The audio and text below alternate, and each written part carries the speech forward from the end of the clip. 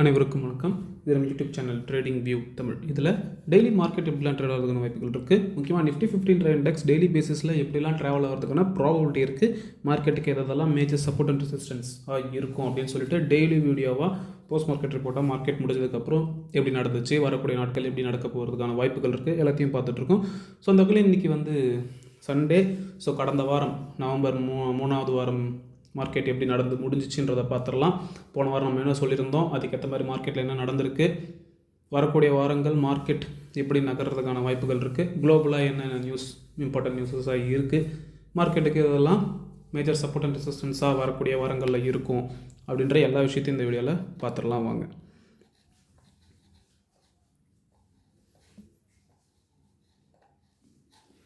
So நம்ம வியாழக்கிழமை கொடுத்துருந்த லெவல்ஸை பார்த்துருவோம்.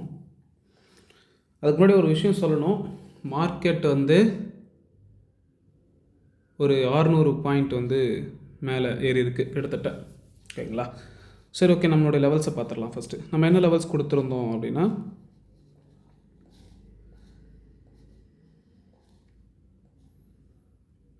ஃபஸ்ட்டு சப்போர்ட் 1 23,266 ஃபஸ்ட்டு சப்போர்ட் கொடுத்துருந்தோம். 23,410 ஒரு சப்போர்ட் ஆஸ் வெல் ஆஸ் ரெசிஸ்டன்ஸாக இருக்குன்னு சொல்லியிருந்தோம். ரெசிஸ்டன்ஸ் 1 மார்க்கெட் அதுக்கு மேலே போச்சு அப்படின்னா ரெசிஸ்டன்ஸ் 1 23,782.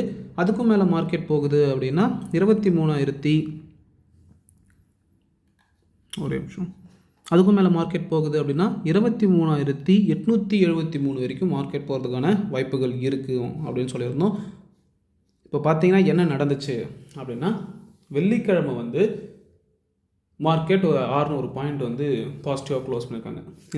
இந்த ரேலி நடந்துச்சுல்ல, இந்த செக்மெண்ட் வச்சுக்கோங்க, இங்கேருந்து மார்க்கெட் இப்படி ஏறிச்சுல்ல, இந்த மாதிரியான இன்சிடெண்ட் கடந்த ஒரு 1.5 மாதமாக 2 மாதமாக நடக்கவே இல்லை. எப்போது மார்க்கெட் ஆல் டைம் ஹை 26,200 23,350 வரைக்கும் நடந்துச்சுல்ல, அதுலேயும் அந்த மேலேருந்து கீழே வந்ததுலேயுமே சில டைம் மேலே போயிருக்கும், சில டைம் சைட்லேயே போயிருக்கும். அந்த மாதிரி நடந்த நிகழ்வில் இந்த மாதிரி 600 பாயிண்ட் ஒரே டேயில் க்ளோஸ் ஆனதே கிடையாது. இதுதான் ஃபஸ்ட்டு டைம் ஆகியிருக்கு. நிறைய ஹைஸ், ப்ரீவியஸ் ஹைலாம் மார்க்கெட் பிரேக் ஆகி போயிருக்கு. ஸோ நம்மளுடைய டெக்னிக்கல் லெவலில் மார்க்கெட் ட்ரேடாக இருக்கான்றதை தான் நான் பார்க்கணும். ஸோ அதனால தான் நம்ம லைன்ஸ்லாம் போட்டுக்கிட்டு பண்ணுறோம். இங்கே பாருங்கள், எக்ஸாக்டாக மார்க்கெட் நம்ம எல்லோ லைனுக்கு பிரேக் பண்ணிவிட்டு மேலே போனாங்க. இந்த இடத்த நல்லா நீங்கள் வாட்ச் பண்ணணும். எதுக்காக சப்போர்ட் அண்ட் ரெசிஸ்டன்ஸ் தேவை நமக்கு அப்படின்றது நமக்கு இந்த விஷயத்தில் புரியும்.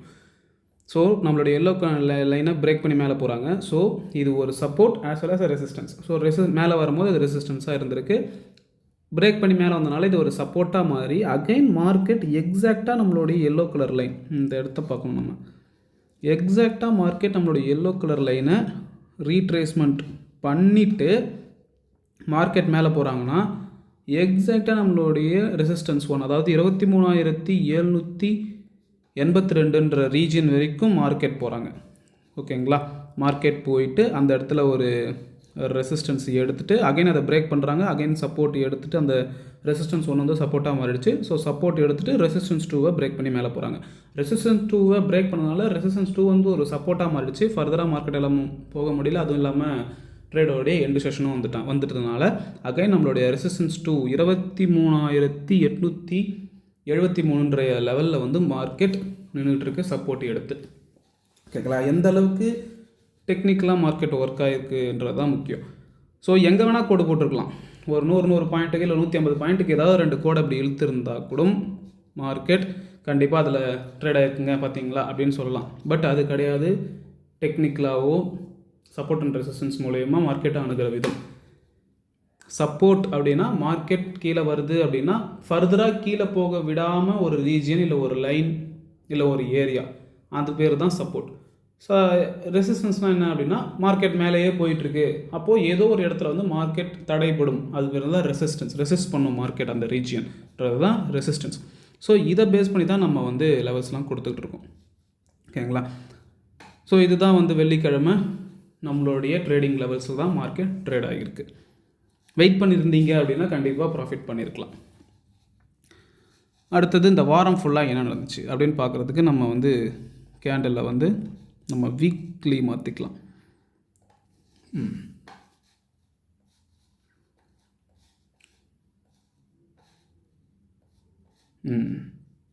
என்ன என்ன சொல்லியிருந்தோன்றது பார்க்கணும்ல. போன வாரம் என்ன சொல்லியிருந்தோம் போன வாரம்னா, நம்ம எக்ஸ்பெக்ட் பண்ண மாதிரியே இந்த வாரத்துக்கான கேண்டில் இப்படி ஃபார்ம் ஆகிடுச்சு அப்படின்னு சொல்லிட்டு, அடுத்த வாரத்துக்கான கேண்டில் இந்த மாதிரி ஒரு கேண்டில் வந்து ஃபார்ம் ஆகிட்டு இங்கே இருக்கக்கூடிய ட்ரெண்ட் லைனில் சப்போர்ட் எடுத்துகிட்டு மார்க்கெட் மேலே போகலாம். இல்லைனா இந்த ட்ரெண்ட் லைனை பிரேக் பண்ணி இந்த ட்ரெண்ட் லைனை ரீட்ரேஸ் பண்ணி மார்க்கெட் கீழே வரலான்ற மாதிரி சொல்லியிருந்தோம். மார்க்கெட்டை நீங்கள் இந்த கேண்டலை ஃபுல்லாக பார்க்கணும். இதை பார்க்கும்போது என்ன தெரியுது அப்படின்னா, மார்க்கெட் கீழே வந்திருக்கு. இங்கே வந்து விக் ஃபார்ம் ஆகிருக்கு. ஓகேங்களா? இந்த அளவுக்கு மார்க்கெட் கீழே வந்துட்டு தான் மார்க்கெட் மேலே போயிருக்கு. ஓகேங்களா? இந்த ரீசன்ட் டேஸில் நீங்கள் இதுதான் மார்க்கெட் போன ஆல் டைம் ஹை. இது வீக்லி கேண்டல்ன்றதுனால சீக்கிரம் முடிஞ்சிருச்சு. ஸோ நம்ம ஒரு டே கேண்டலில் பார்ப்போம். டே கேண்டலில் பார்க்கும்போது பார்த்தீங்கன்னா, நம்ம லாஸ்ட் ஃப்ரைடே ஃபார்ம் ஆன கேண்டில் மாதிரி, நல்லா வாட்ச் பண்ணுங்கள் இந்த வீடியோவை.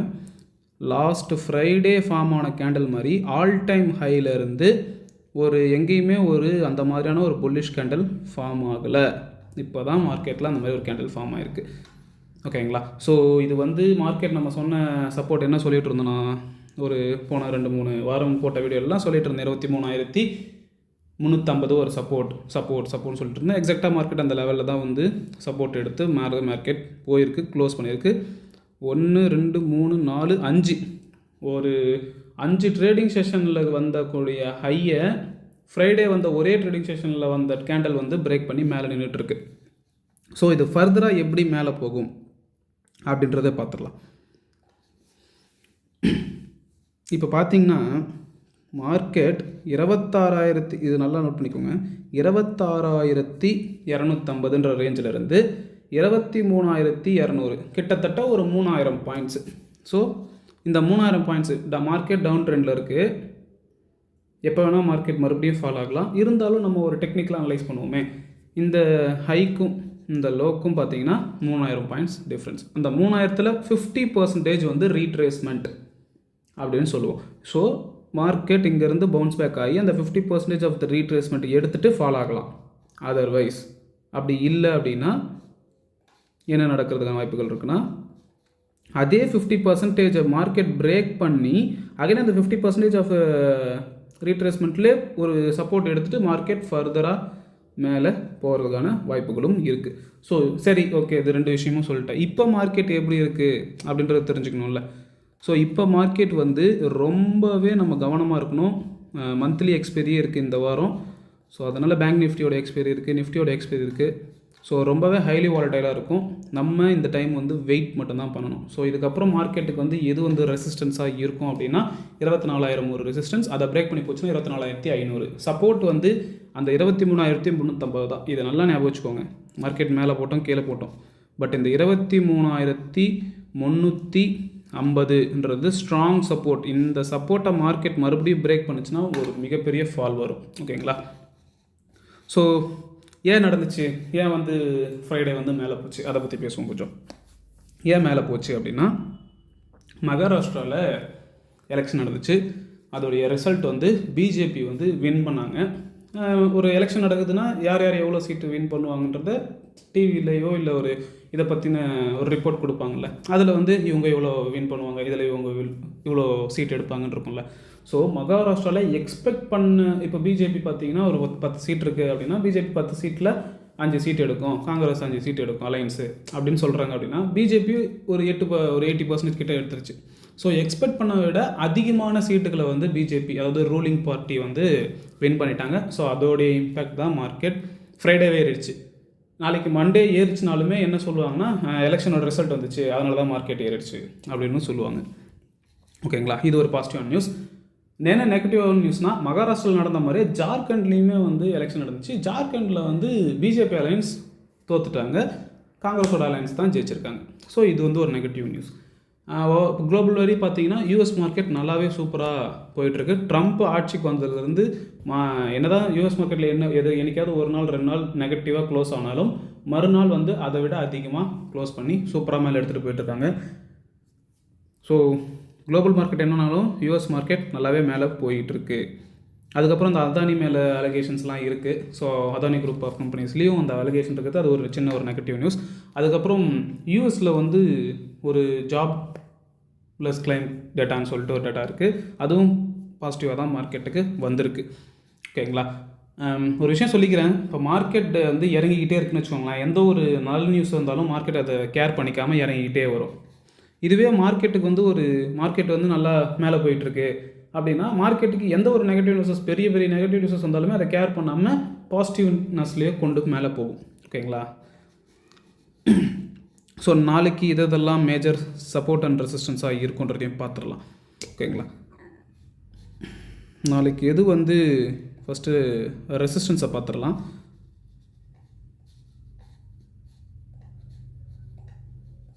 ஸோ நாளைக்கு எது ரெசிஸ்டன்ஸாக இருக்குன்னா, நாளைக்கு ஃபஸ்ட்டு ரெசிஸ்டன்ஸாக வந்து இந்த டே ஹை தான் ஃபஸ்ட்டு ரெசிஸ்டன்ஸ். எது? 23,950. சப்போஸ் மார்க்கெட் அதை பிரேக் பண்ணுச்சுன்னா 24,000. ஃபஸ்ட்டு ரெசிஸ்டன்ஸாக 24,000 வச்சுக்கலாம். ஸோ 24,000ன்றது வந்து ஃபஸ்ட்டு ரெசிஸ்டன்ஸ். சப்போஸ் மார்க்கெட் அதுக்கு மேலே போகுது அப்படின்னா 24,239, அதாவது 24,250. இந்த எல்லோ கலர் லைன் வந்து ஒரு support as well as a resistance. இந்த இடம் 23,850. அதுக்கு அப்படி இல்லைனா 23,900 கூட சொல்லலாம். ஏன்னா நம்ம ஒரு 2 வீக்ஸ் முன்னாடி நம்மளோட வீடியோஸை பார்த்துருந்தீங்கன்னா மார்க்கெட்டுக்கு வந்து 23,900 வந்து ஒரு சப்போர்ட்டுன்னு நம்ம சொல்லிக்கிட்டு இருந்தோம். அந்த சப்போர்ட் எப்போ மார்க்கெட் பிரேக் பண்ணி நல்லா ஃபால் வரணும். அதே மாதிரி மார்க்கெட் அந்த சப்போர்ட்டை பிரேக் பண்ணாங்க, ஃபாலும் கொடுத்தாங்க. ஓகேங்களா? ஸோ ரெசிஸ்டன்ஸ் 2 வந்து 24,250. அதுக்கும் மேலே போச்சு அப்படின்னா 24,338. பட் ஓவராலான ரெசிஸ்டன்ஸ் வந்து 24,500ன்றது வந்து ஒரு மேஜர் ரெசிஸ்டன்ஸ். மார்க்கெட்டுக்கு எது சப்போர்ட்டாக இருக்கும் அப்படின்றதையும் பார்த்துடலாம்.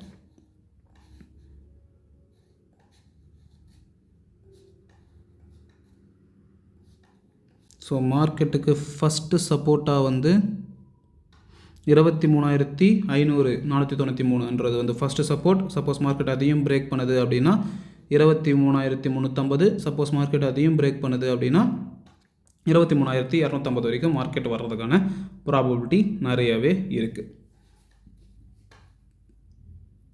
இது இல்லாமல் ஓவர் டேட்டாவையும் வாட்ச் பண்ணுறது மிகவும் நல்லது. 23,787. ஓகேங்களா? இந்த எல்லோ கலர் லைனை வந்து இந்த மாதிரி ட்ரா பண்ணலாம். ஓகேங்களா? இது வந்து ஒரு support as well as a resistance. ஓகேங்களா? ஸோ பார்க்கலாம், அவசரப்படாதீங்க. இந்த மந்தோடைய லாஸ்ட் வீக்குன்றதுனால ஹைலி வாலடைல் இருக்கும். எல்லாத்துக்கான மந்த்லி செட்டில்மெண்ட்ஸ்லாம் இருக்குது. அதுவும் இல்லாமல் டவுன் ட்ரெண்டில் வந்துக்கிட்டு இருந்த மார்க்கெட் நீங்கள் இதை வாட்ச் பண்ணிங்கன்னா உங்களுக்கு ஒரு ஐடியா வந்திருக்கும். இப்போ பார்த்தீங்கன்னா பெருசாக இங்கேருந்தே ஃபால் வச்சுக்கோங்களேன். இப்போ இந்த இடத்த இப்படி பார்க்குறீங்க, உங்கள் சும்மா எந்த பெரிய நாலேஜ்லாம் தேவையில்லை. இப்போ பார்த்தீங்கன்னா மார்க்கெட் கீழே வருது, மேலே போகுது, அகைன் கீழே வருது, கொஞ்சமாக மேலே போகுது, அகைன் கீழே வருது, கொஞ்சமாக மேலே போகுது, அகைன் கீழே வருது. இந்த இடத்துல ஒரு ஃபேக் பிரேக் அவுட் கொடுத்துட்டு கீழே வந்திருக்காங்க. இப்போ இதுலேருந்து என்ன தெரியுதுன்னா, இந்த பாயிண்ட்டை மேலே இங்கே இந்த பாயிண்ட்டுக்கு மேலே வந்தது, இதை பிரேக் பண்ணல. ஸோ இந்த பாயிண்ட்டை இது பிரேக் பண்ணல, இந்த பாயிண்ட்டுக்கு இது பிரேக் பண்ணல, இந்த பாயிண்ட்டுக்கு இதை பிரேக் பண்ணல. இந்த மாதிரி தானே வந்துகிட்டு இருந்துச்சு. ஸோ இது அப்படியே கண்டினியூ ஆகுது அப்படின்னா எந்த மாதிரி நடந்திருக்கணும்னா, இப்படி வந்த மார்க்கெட் அகைன் இவ்வளோ தூரம் வந்துட்டு, அதை அட்லீஸ்ட் இது வரைக்குமாச்சும் வந்துட்டு இப்படி டவுன் ஆகிருக்கும். பட் மார்க்கெட் அந்த இடத்துல ஒரு பிரேக் நடந்திருக்கு. எந்த மாதிரி பிரேக் நடந்திருக்குன்னா, ஸோ இப்படி ஒரு பிரேக் நடந்துட்டு அகைன் மார்க்கெட் இந்த இடத்துல வந்து ரீட்ரேஸ் பண்ணிட்டும் போகலாம். இந்த ப்ரீவியஸ் ஹை இப்படி ரீட்ரேஸ் பண்ணிட்டும் போகலாம். அப்படி இல்லைன்னா ஒரு எப்படி சொல்கிறது, ஒரு ஃபேக் பிரேக் அவுட் மாதிரி கொடுத்துட்டு மார்க்கெட் இப்படியும் கீழே ஃபால் ஆகலாம். ஓகேங்களா? ஸோ எல்லாத்துக்குமே ப்ராபபிலிட்டி இருக்குது. இதுதான் நடக்கும் அதுதான் நடக்கும்லாம் யாராலையுமே சொல்ல முடியாது. ஸோ மார்க்கெட் கூடவே ட்ராவல் பண்ண கற்றுக்கோங்க. ஸோ இதுதான் நாளைக்கான லெவல்ஸ். இதை ஒரு ஸ்க்ரீன்ஷாட் எடுத்து வச்சுக்கோங்க, இல்லை ஒரு பேப்பரில் நோட் பண்ணி வச்சுக்கோங்க. நாளைக்கு உங்களுடைய ட்ரேடிங் செஷனில் ஏதாவது ஒரு வகையில் யூஸ்ஃபுல்லாக இருக்குன்னா அது ரொம்பவே நல்லாயிருக்கும். அது மட்டும் இல்லாமல் இந்த வீடியோவில் சொல்கிற விஷயங்கள், இந்த சார்ட்ஸ், இது எல்லாமே வந்து என்னோடய தனிப்பட்ட கருத்து தான். ஸோ இதெல்லாம் டெய்லி மார்க்கெட்டில் நடக்கக்கூடாது, அதெல்லாம் எந்த ஒரு அவசியமும் இல்லை. ஸோ நீங்களும் பர்சனல் இன்ட்ரெஸ்ட் எடுத்து டெக்னிக்கலாக அனலைஸ் பண்ணி மார்க்கெட்டை அப்ரோச் பண்ணுங்கள். நீங்கள் உங்களோட ரியல் மணி வச்சு ட்ரேட் பண்ணுறதுக்கு முன்னாடி ஒரு 3 மந்த்ஸ் ப்ராப்பராக வந்து பேப்பர் ட்ரேடிங் பண்ணுங்கள். பேப்பர் ட்ரேடிங் பண்ணிவிட்டு உங்களுடைய ஃபினான்ஷியல் அட்வைஸரை கன்சல்ட் பண்ணிவிட்டு எப்படி இன்வெஸ்ட்மெண்ட் பண்ணலாம், எப்படி ட்ரேட் பண்ணலான்றத பிளான் பண்ணிக்கோங்க. எப்பயுமே நம்ம சேனலில் சொல்கிற ஒரே விஷயம்தான், மார்க்கெட் ஏறும்போது பொறுமையாக தான் ஏறும், இறங்கும் போது தான் ஸ்டட் அண்ட் ஃபால் இருக்கும். ஸோ அதை மைண்டில் எப்பயுமே வச்சுக்கோங்க. வெயிட் பண்ணி ட்ரேட் பண்ணுங்கள், அவசரப்பட்டு ட்ரேட் பண்ணாதீங்க.